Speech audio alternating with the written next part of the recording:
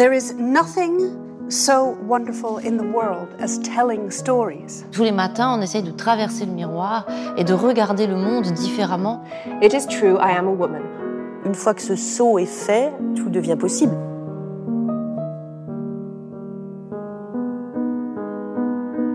Bonjour, je suis Charlotte Casiraghi. Bienvenue dans le podcast des rendez-vous littéraires Rue Cambon. Partons à la rencontre d'écrivaines qui viennent d'accomplir leur premier pas, le plus décisif, le plus difficile, dans le monde de la littérature. Comment est née leur vocation ? Quels sont leurs rituels d'écriture ? Qui les lit et que lisent-elles ?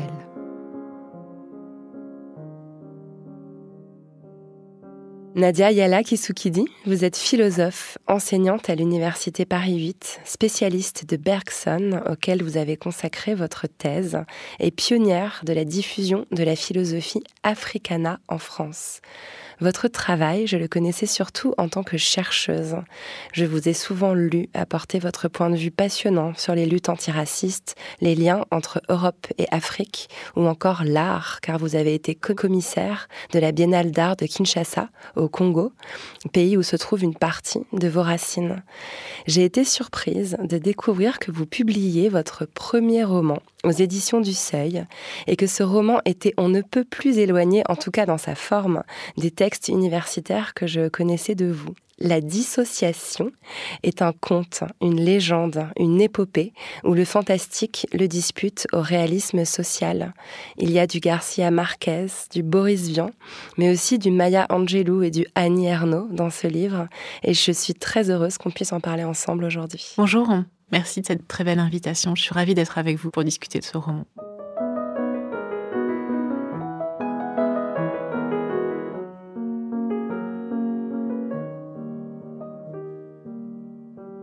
Alors on va d'abord, dans une première partie, essayer de comprendre votre rencontre avec l'écriture. Comment est née votre vocation d'écrivaine, de romancière ? Comment s'est-elle passée ?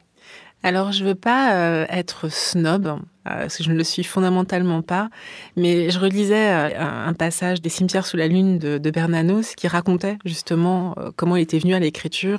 Et je crois que c'est à partir de la quarantaine qu'il s'est mis à vraiment écrire. Et il dit justement au début de ce livre que c'est précisément ce qui l'empêche peut-être de se considérer comme écrivain.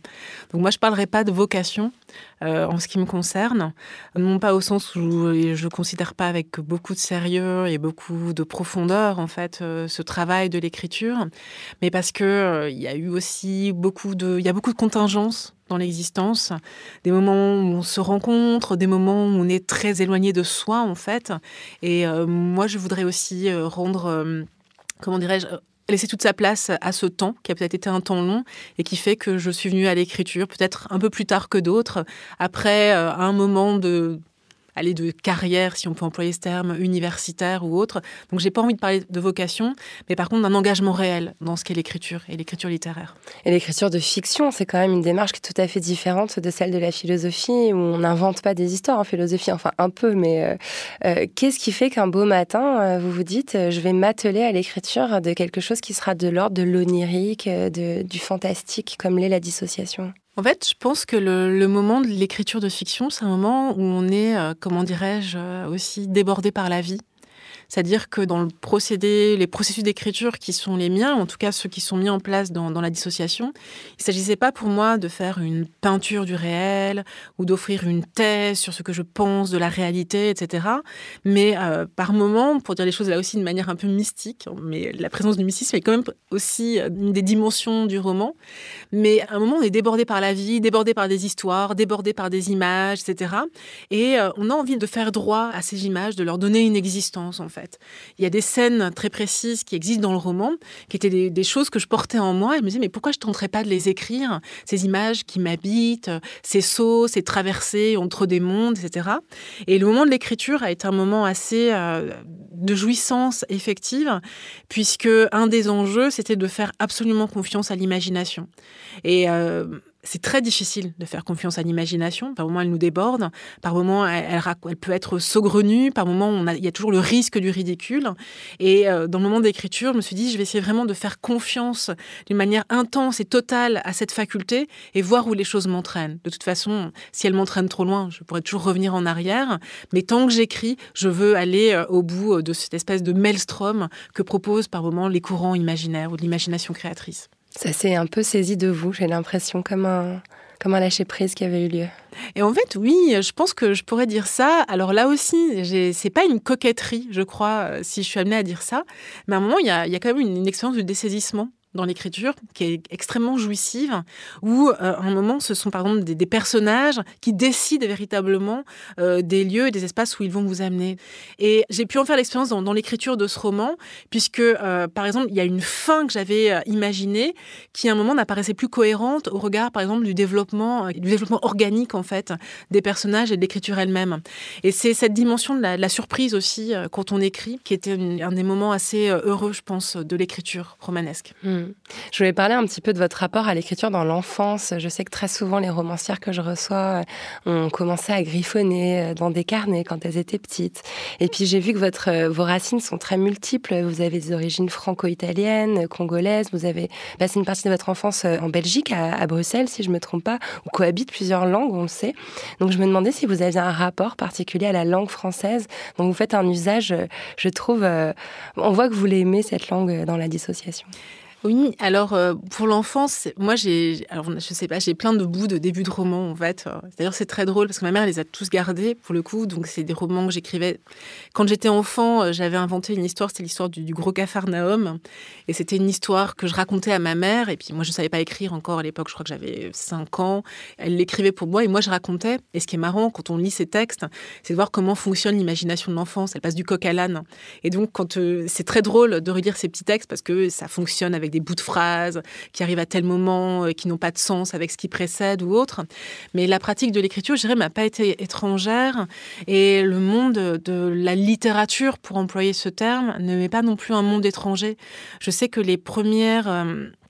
dans les grandes émotions, comment dirais-je, esthétiques, qui marquent la fin de l'enfance, l'entrée dans l'âge adulte, l'adolescence, je sais que parmi les grandes émotions esthétiques qui ont été les miennes, sont été des émotions musicales et littéraires.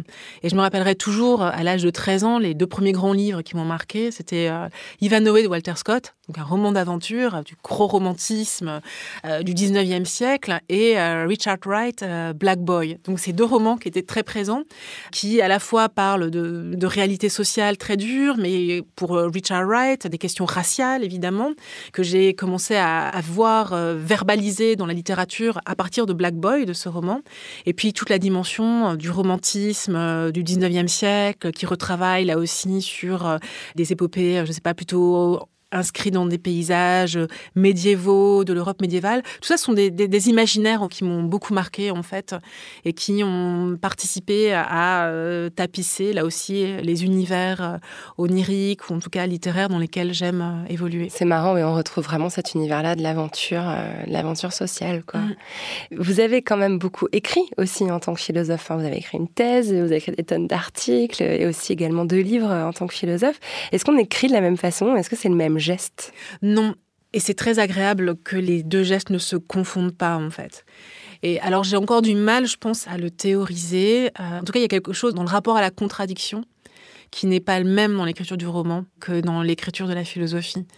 À la rigueur, dans la philosophie, pour dire les choses de manière un petit peu basique, un des enjeux consisterait à justement résoudre les contradictions, puisque du point de vue, en tout cas, de la raison, même si toutes les philosophies ne se réclameraient pas de ce point de vue, mais du point de vue de la raison, il y a quelque chose de scandaleux finalement, à s'installer dans une contradiction. Il faut les travailler, en fait, pour essayer d'en sortir. Alors que dans le roman, le travail de la contradiction n'est pas le même, puisqu'on peut vraiment s'enfoncer. Pour le dire un peu comme Salman Rushdie, on peut être ceci et ne pas être ceci en même temps, sans que ça démonte complètement l'édifice d'un roman. Au contraire, en fait. Et c'est cette manière de s'installer dans les contradictions, de les travailler sans jamais chercher à les résoudre, et même à s'y perdre, en fait. C'est cette perte-là, en fait, il me semble, qui est vraiment intéressante sous-jacente dans l'écriture romanesque et qui n'est pas du tout présente en philosophie, non pas comme un manque, parce que c'est le rapport entre la philosophie et la littérature ne se joue pas sur ce plan-là. Il n'y a pas à humilier la philosophie face au roman ou inversement, mais il y a un rapport à la vérité, en tout cas, et à la souffrance qui naît de la contradiction, qui ne se traite pas du tout de la même manière.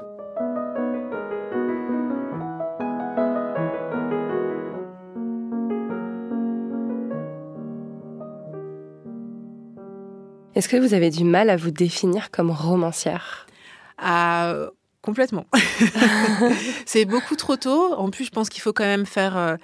Alors là aussi, c'est peut-être un peu grandiloquent de dire ça, mais il faut faire œuvre quand même. Et moi, c'est le premier texte que j'offre. J'espère qu'il y en aura d'autres. Mais je crois que j'ai pas envie, en tout cas, j'ai pas immédiatement envie de qualifier mes pratiques. Pour l'instant, j'ai juste envie de faire, d'écrire. Et puis, on verra après si je dois me coller à telle catégorie ou autre. Mais pour l'instant, c'est pas nécessaire. En tout cas, il y a un roman, bel et bien, qui est là sous nos yeux, qui vient d'être publié à l'heure où on se parle. Comment s'est fait la rencontre avec Le Seuil, votre éditeur ? Vous avez envoyé votre manuscrit de façon classique ? Qu'est-ce qui s'est passé ? Non, pas du tout. Donc, mon éditeur, c'est Adrien Bosc. Et comment j'ai rencontré Adrien ? C'est par la philosophie, en fait, parce que je suis en train de travailler sur un texte de philosophie et le roman était déjà fini, en fait. Et j'ai passé mon roman justement à mon éditrice en sciences humaines, Séverine Nickel, qui l'a lu et qui m'a dit « Tiens, je trouve le texte intéressant, je vais le passer à Adrien Bosc ». Et Adrien a lu le roman, l'a aimé, et la lecture qu'il en a faite m'a énormément marquée. Et il y a eu une vraie confiance dans ce texte, et c'est comme ça que les choses se sont passées. Vous aviez l'intention de le publier en l'écrivant ? Vous aviez déjà cet objectif en ligne de mire ? Je suis très attachée à ce texte parce que c'est pas le premier déjà. Il y a eu un premier roman avant ce texte qui ne sera jamais lu parce qu'il était... Oui, il faut savoir parler de ses échecs. C'était une catastrophe, je crois. Carrément. Oui, je pense. Et en le relisant, il y a quand même des personnages auxquels j'étais attachée et qui demandaient vraiment à vivre. Donc j'ai juste repris la narratrice et un personnage du roman qui est Lou Zolo, l'artiste qui n'aimait pas l'art. L'écriture et l'histoire, c'est devenu autre chose. Et j'avais envie que ce texte existe, en fait. Vous vous rappelez de l'émotion que vous avez ressentie quand vous l'avez tenu entre les mains pour la première fois, cet objet physique, livre ? Oui, j'ai eu très peur. J'ai eu très peur. Il y a eu un sentiment... c'est un sentiment très ambivalent. Il y a une joie effective, réelle, parce que ça y est, c'est fini. Mais justement, le problème, c'est que c'est fini. Et on comprend immédiatement que ce livre aura une existence ou n'en aura pas, et que sa vie ne tient qu'à la réception qui en sera faite. Et ce sentiment est assez vertigineux. Une perte de contrôle ? Complète. Est-ce que vous seriez d'accord pour nous lire la toute première page de ce tout premier livre ? Avec grand plaisir. Je suis née dans une ville d'Europe. Ces villes ont toutes les mêmes rues, les mêmes architectures, les mêmes haines, les mêmes frousses. Elles grondent sous les pavés, sous les places fleuries et ombragées, fracassent les avenues bourgeoises et opulentes, pourrissent dans la misère des faubourgs. Les mâchoires se déboîtent, gigantesques, désarticulées, et murmurent une première histoire. Je ne connus pas mes parents, ils furent très tôt emportés. La maladie, un accident, l'inquiétude bande le front. De leur existence, je ne sais que peu de choses. Je suis née dans une ville d'Europe, pleine d'industries, de jardins, de beauté, de visages urbains, de bâtiments de fer et d'acier. Des femmes et des hommes y dessinèrent des cartes, y découvrirent des gisements. Ils fondèrent de grandes entreprises qui rapportèrent gloire et argent. Je fus recueillie par ma grand-mère, à l'âge de 2 ans, dans une maison de briques d'un quartier ouvrier. Merci beaucoup. Le décor est bien planté. Quand j'ai lu La Dissociation, dès la première page même, je trouve que ça s'est entendu là, c'est le mot conte qui m'est venu à l'esprit. Il y a des personnages archétypaux, la petite fille, toute petite fille, la grand-mère, le voleur, le fantôme. Il y a des objets magiques aussi, comme dans les quêtes des légendes. Pourquoi avoir choisi cette forme d'écriture, celle du conte ? Parce que ce que j'aime énormément dans le conte, c'est que aucun conte n'apporte de vérité définitive. Et la possibilité pour un lecteur ou même pour un écrivain, d'être constamment surpris par le conte, c'est ce qui m'intéressait en fait. Parce que chaque conte laisse une liberté pleine à l'interprétation. On pense qu'il y a une morale ou une leçon, mais en fait, elles sont toujours subverties par le contenu, même du conte ou sa forme. Et c'est ça ce qui m'intéressait. Et en parlant de différents degrés de lecture, il y a un autre aspect surprenant formellement dans la dissociation, c'est qu'il y a des passages du livre qui sont des extraits d'un manuel que l'héroïne rédige dans sa tête au fil de son voyage. Ces extraits sont imprimés en italique, donc il y a une espèce de différence de forme par rapport au récit lui-même. Et ils prennent parfois la forme de pastiches d'articles scientifiques. C'est comme si la chercheuse universitaire se frayait un chemin encore dans la fiction. Oui, il y a de ça. Et puis, ce qui est aussi jouissif dans un roman, c'est qu'on peut avoir des humeurs.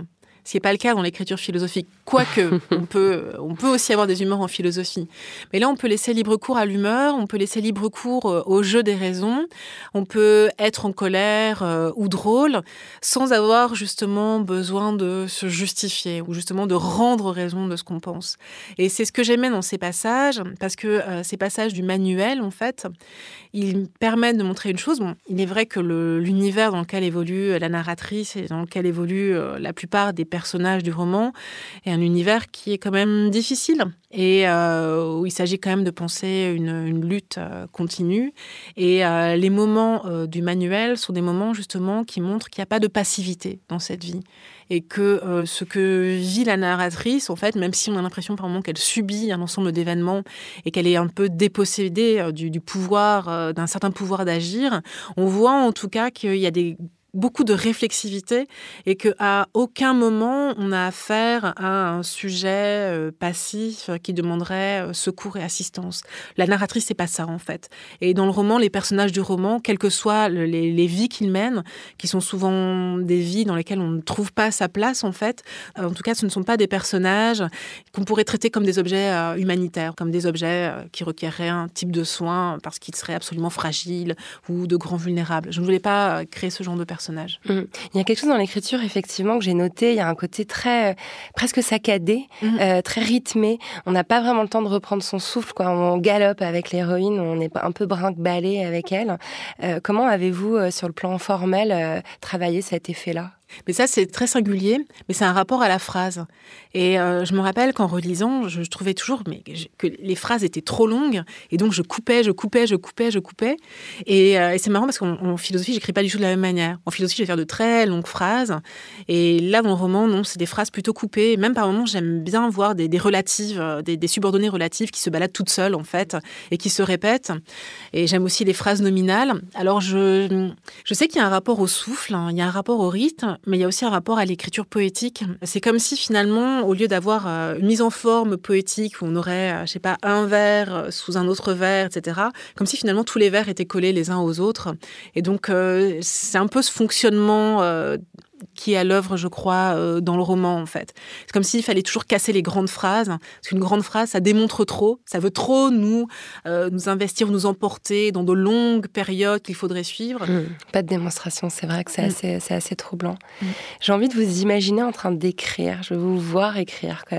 Comment vous écrivez ? Assise à un bureau, dans un carnet, le matin, le soir, en écoutant quoi, en buvant quoi ?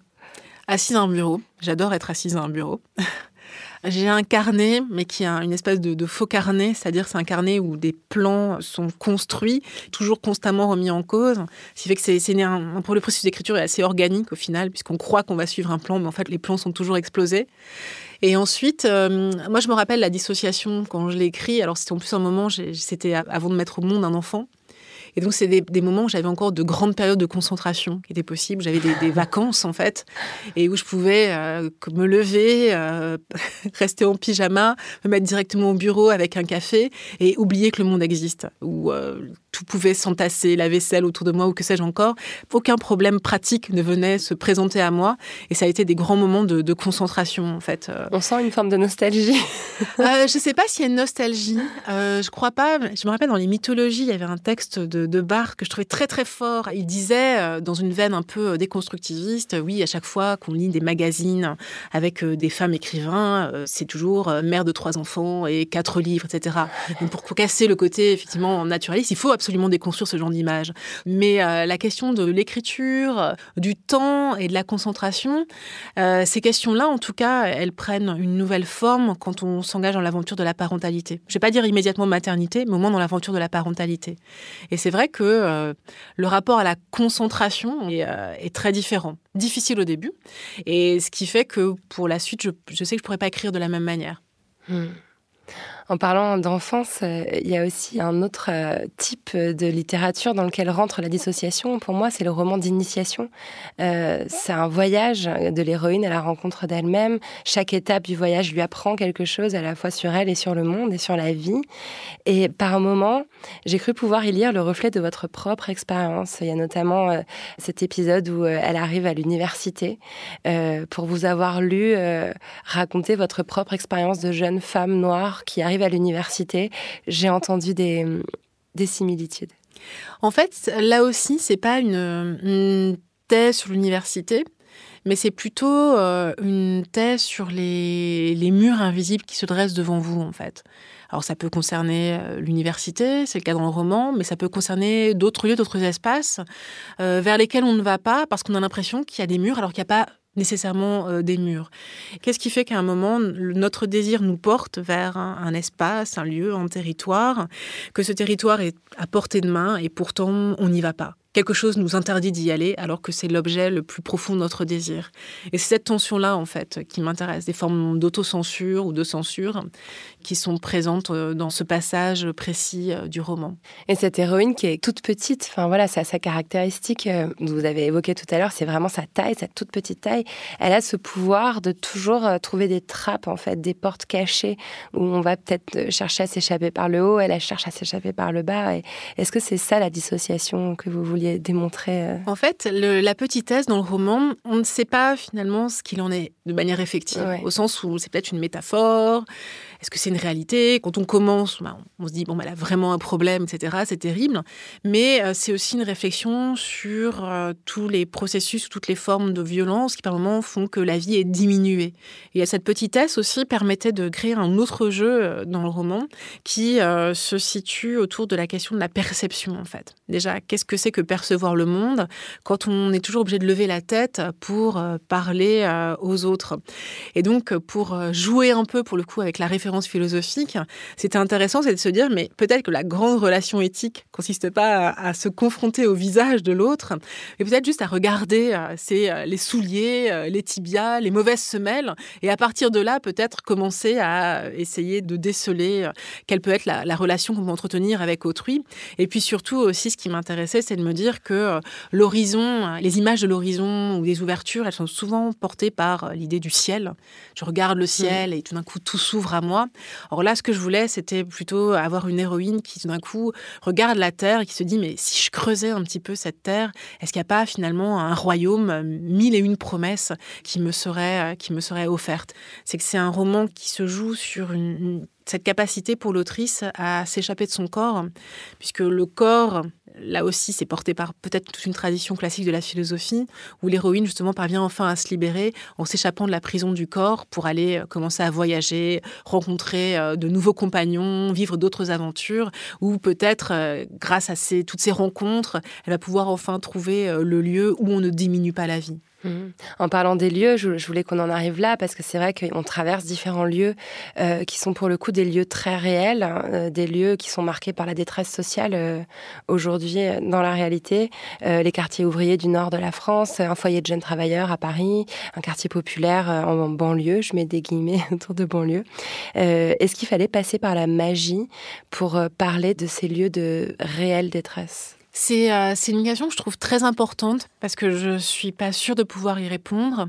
Je peux dire 2 choses. L'une très sensible et personnelle, c'est que les lieux que je décris sont des lieux de France, en fait, et une partie du pays dans laquelle j'ai vécu, je pense au nord de la France où se passe une partie du roman, sont des lieux dans lesquels j'ai construit mes imaginaires, en fait, dans mon adolescence. Et mes paysages, ce sont pas les seuls, mais une partie de mes paysages oniriques et intellectuels se sont construits, en fait, sur ces terres. Et j'ai beaucoup rêvé. Et c'est vrai que dans les manières qu'on a de parler du nord de la France, c'est-à-dire des terres picardes, au nord Pas-de-Calais, on en parle toujours avec une espèce d'objectivité sociale, voire sociologique, comme si finalement les habitants, les paysages, étaient toujours des données statistiques. Et moi, je voulais absolument pas écrire de cette manière sur ces lieux et parler de cette manière de mes ancrages. Ça, c'est un premier point. Et l'autre point aussi, c'est que c'est un roman dont l'héroïne subit effectivement une situation des situations de violence, de détresse sociale avec les personnes qu'elle rencontre, mais ces situations-là ne tuent pas son esprit, en fait. Et montrer et être capable de rendre compte, là aussi, de cette vie de l'esprit, de cette profondeur de ce que peut être la vie intellectuelle dans sa richesse, en fait. Je pense que la magie, ou en tout cas une certaine manière de décrire le merveilleux, permettait en tout cas de rendre cela. Donc c'est un merveilleux politique. Je crois que le merveilleux est politique. Mais je ne voulais pas, en tout cas, appréhender la violence du monde à travers une écriture réaliste. Ça me correspondait pas.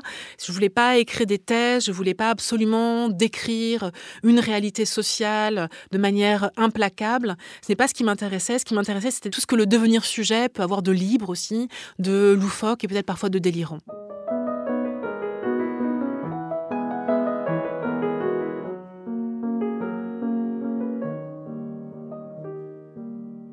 Votre livre, il est sorti il y a à peine une semaine, à l'heure où on se parle. Donc, dans cette partie, généralement, j'aime bien explorer avec l'autrice que je reçois la façon dont son roman a été accueilli. Là, c'est très particulier pour vous. Donc, voilà, une semaine après sa sortie, quelles sont les émotions que vous ressentez et quels sont les premiers retours ? Alors, les émotions... c'est un moment qui est très singulier, parce que c'est aussi un moment... Ça peut être un moment d'attente. Et les attentes peuvent aussi être très destructrices, comme elles peuvent être très heureuses. Donc moi, je me protège un peu. Et puis par moments, vous avez des traits de lumière, des personnes qui vous écrivent, qui vous disent qu'elles ont lu le texte et qui voient des choses dans le texte que vous n'avez pas vues et qui font... Et cette expérience de dessaisissement constant me bouleverse, elle me rend très heureuse en fait. Savoir que finalement, c'est déjà plus mon livre et qu'il appartient à d'autres. Alors je crois que beaucoup d'auteurs disent cela, mais le fait de le vivre et d'expérimenter chez les autres la liberté complète de l'interprétation et de ce que peut faire une expérience de lecture, c'est, je crois, ce qui m'a été donné de plus beau à vivre, c'est ce début d'expérience de la littérature. Le mot communauté est un mot que j'aime énormément et que je déteste tout autant. Mais c'est un mot qui est très compliqué, qui porte énormément de promesses, comme il porte aussi en lui beaucoup de violence. Mais c'est vrai qu'avec un livre, on se dit que peut-être essayer de partager, ou en tout cas de construire une première communauté, des imaginaires, avec des lecteurs, avec des personnes qui prendront des choses de votre roman et qui en feront ce qu'elles veulent, en fait. Ça, c'est une expérience du commun, de la communauté, que j'ai très envie de vivre et que j'espère vivre. Vous allez aussi certainement vous retrouver dans des salons, dans des rencontres en librairie, partir vraiment à la rencontre physique de votre lectorat. Est-ce que cette expérience vous effraie, vous impressionne un peu en tant que jeune romancière, ou est-ce que la philosophe qui a déjà écumé les colloques universitaires est blindée à cet exercice ? Ah non, je suis pas... Non, je suis... En plus, je pense que ce sera pas la même chose qu'un colloque universitaire. Non, mais j'ai hâte. J'ai envie de discuter, en fait, vraiment. D'échanger, de discuter. J'ai très hâte. Qu'est-ce qui vous ferait plaisir qu'on vous dise, qui vous ferait dire que vous avez accompli votre mission d'écrivaine ? Je sais pas, j'arrive pas à répondre à ce genre de questions. Je suis désolée, je pourrais pas répondre. Le lâcher-prise est total. Vous êtes dessaisie de votre livre, c'est bien. Alors pour terminer notre échange, je vais vous faire un petit questionnaire avec des petites questions qui appellent les petites réponses. Quelle est la chose la plus surprenante que vous ayez apprise en étant écrivaine ? La folie de l'imagination, sa capacité à constamment bifurquer et à pas pouvoir l'arrêter, en fait. Qu'est-ce que les gens seraient surpris d'apprendre sur vous ? Je sais pas, que j'aime rêvasser, mais je sais pas si c'est quand on lit le roman, je pense que c'est pas une grande surprise. C'est vrai, il y a du rêve, mais il y a aussi beaucoup de travail, donc c'est vrai que ça surprend, vous imaginez oisive. Quelle est votre idée du bonheur parfait ? Ah, elle est dans le roman, en fait. Dans les premières pages, je ne vais pas raconter toute la scène, mais c'est se retrouver, c'est un peu une scène de confort bourgeois, mais c'est pas grave, mais se retrouver tranquille, à boire une tasse de thé dans une bibliothèque sur un sofa, si possible avec des gens qu'on aime. Parfait, j'avoue. Quel conseil donneriez-vous à quelqu'un qui veut exprimer sa créativité ? Ah, c'est très important, en fait, d'avoir confiance en son intuition, de ne pas délégitimer ses intuitions. On a tendance à le faire et on trouve très peu de force en soi, par moment, pour croire en la valeur de ce qui est en nous, en fait. Donc voilà, ne pas délégitimer ses intuitions, même les plus saugrenues. En un mot, comment aimeriez-vous qu'on se souvienne de vous en tant qu'écrivaine ? Oh, c'est une très belle question. Là aussi, je manque de répartie, je sais pas. Je pense que je voudrais qu'on reconnaisse en tout cas la dimension, comment dirais-je, la générosité un peu dévorante en fait de mon écriture. Généreuse, je trouve que ça définit très bien effectivement l'écrivaine de la dissociation. Dernière question, et bien elle n'est pas facile. À quoi ressemblera votre deuxième roman ? En fait, c'est le processus du deuxième roman consiste à complètement inverser ce qui a été fait dans la dissociation. Donc ce sera, j'aime bien, sans être pompeuse, mais j'aime bien me dire que ce roman est une espèce de roman social fantastique. Et là, en fait, le principe sera inversé, c'est-à-dire qu'on sera dans une histoire réelle, un fait divers, mais qui convoque d'une manière très très singulière, là aussi des univers très oniriques, mais d'une manière complètement différente. Donc ce sera une espèce de schéma inversé de la dissociation. J'ai très hâte de lire ça. Merci beaucoup Nadia Yala Kisukidi. Merci à vous, c'était un plaisir.